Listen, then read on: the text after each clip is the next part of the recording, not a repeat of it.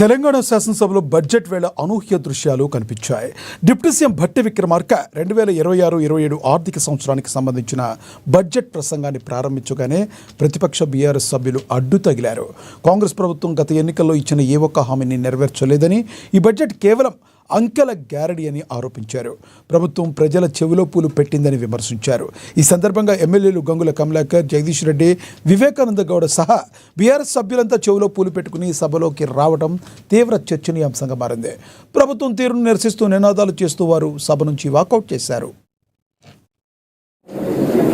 అంతా ఒక మోసం, అంతా ద్రోహమే తప్ప అందులో ఏమీ లేదు.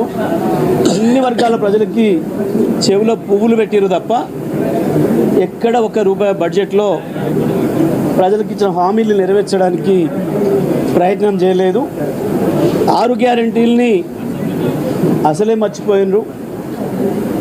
ప్రభుత్వ ఉద్యోగులు, నిరుద్యోగ యువకులకు సంబంధించిన ప్రస్తావన ఇక్కడ లేదు.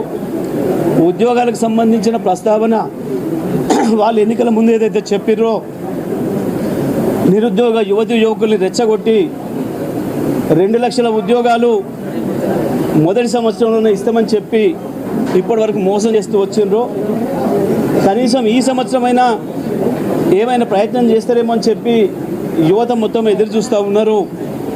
కానీ ఉద్యోగాల ప్రస్తావన ఇక్కడ లేదు, ఉద్యోగస్తుల ప్రస్తావన అసలు లేదు.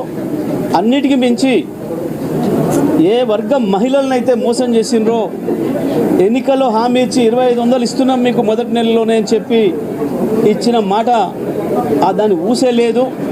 మరొకసారి మహిళల్ని దారుణంగా వంచిండ్రు, మోసం చేసిండ్రు. పెన్షన్దారులు ఎవరైతే ఆసరా పెన్షన్లు ₹200 పెన్షన్తోని ఇబ్బంది పడుతున్న రోజుల్లో కేసీఆర్ గారు ఇచ్చిన మాట ప్రకారం మొదటి టర్మ్లో ₹1000, తర్వాత టర్మ్లో ₹2000 ఏదైతే చేసిండో పెట్టిన బడ్జెట్